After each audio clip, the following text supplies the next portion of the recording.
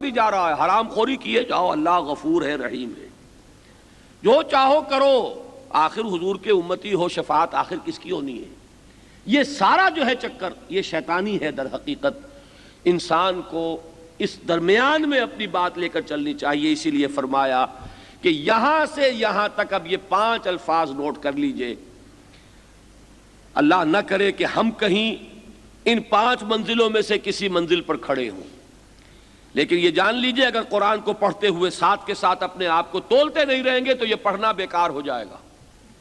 اگر آپ نے یہ سمجھا کہ یہ کسی اور کے لیے ہے، مجھے پھر اقبال کا شعر یاد آ رہا ہے، اور ان کی زندگی کا یہ اہم واقعہ ہے بچپن کا۔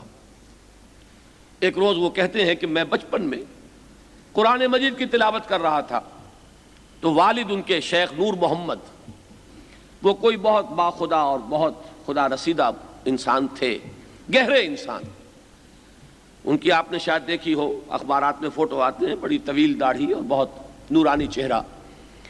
انہوں نے کہا بیٹے یہ تم قرآن کیسے پڑھتے ہو؟ اب حیران ہوئے اقبال، وہ بچپن، وہ کہتے ہیں میں حیران ہوا کہ ابا جان نے کیا بات پوچھی، قرآن کیسے پڑھتا ہوں۔ پھر کہا والد نے کہ بیٹے قرآن ایسے پڑھا کرو، یوں محسوس کرتے ہوئے کہ جیسے یہ تم پر نازل ہو رہا ہے، اس کے مخاطب تم ہو، اس کا ایک ایک لفظ اللہ خطاب فرما رہا ہے اور تم ہو اس کے مخاطب۔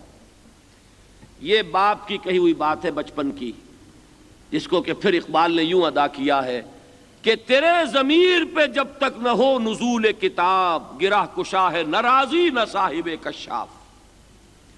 اگر تم نے اس کی لغوی بحثیں اور اس کی نحوی بحثیں اور فلاں لفظ فلاں سے جگہ اور وہاں سے یہاں آ گیا اور فلاں آیت کے بارے میں فلاں